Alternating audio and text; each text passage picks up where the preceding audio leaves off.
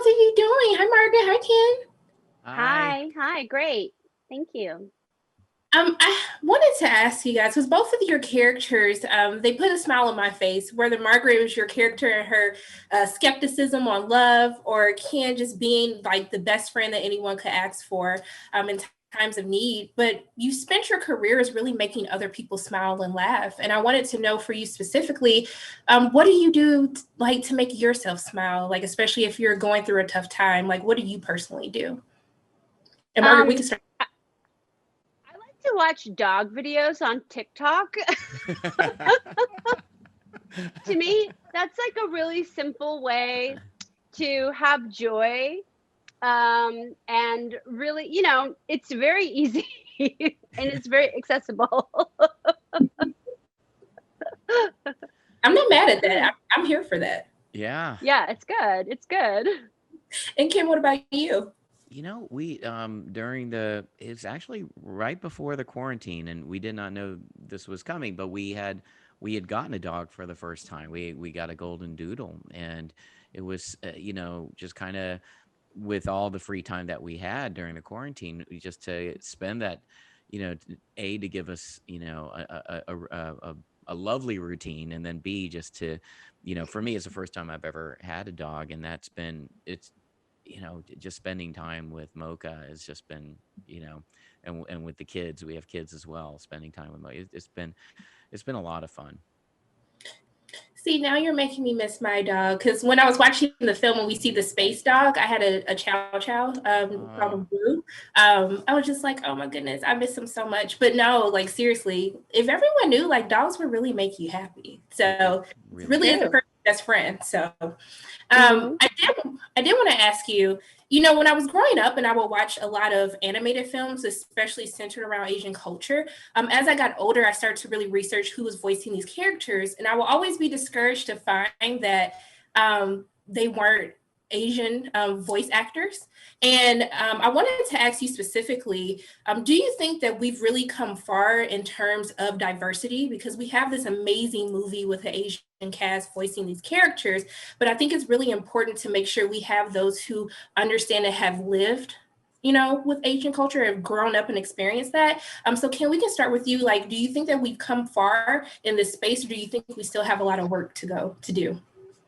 I think we have made movement, but we have a lot of room to move. We really have a lot of ways to go, and I think that this is a part of it. Projects like Over the Moon, where you have an all Asian American cast, is definitely a huge factor, if not the most important factor for me. To be a part of this project off the heels of Crazy Rich Asians and Tiger Tail, Searching, Always Be My Maybe. I just feel like there's a wave of projects, also starting from Fresh Off the Boat, All American Girl, Margaret Cho, and to a lesser extent my own show. And it was, to me, those things, as Asian American talent, we always track, and you know the path isn't over yet, but it's moving. And Margaret? Well, we're getting there. I think that there's still like much work to be done, but it's really important to have representation on all fronts and to have a kind of diversity that we have entertainment reflect the real world. And ultimately, as minority artists, we need jobs. We are here to work, and so we want to work, and that's really important. Yes, because we all have bills to pay. Doesn't They don't care what Exactly. you're from, the bills are still due. But I did That's want to right. ask, I just an interesting thing I thought of, because you have like these lines of comedy, with this animated film, like how is it actually voicing that? Because both of you, you're performers, you perform in front of people to make them laugh. How is it really doing the voice work versus actually performing with someone in the room with you, Margaret?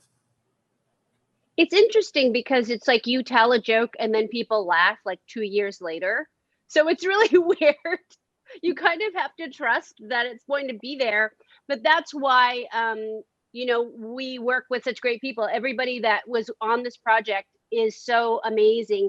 Whether it's Glenn, the director, or the animators, and then all of the producers, everybody that was on it knew that everybody knew what they were doing, and so we were in great hands. Thank you. And Ken?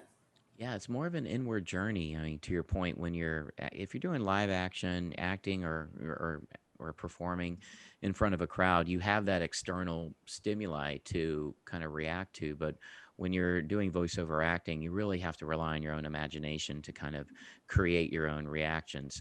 But we've been so blessed to have Glenn Keane, who is an Academy Award winner for animation, who has been responsible for animating such amazing classics, Disney classics, that he provided the template for us to kind of respond off of very, very easily.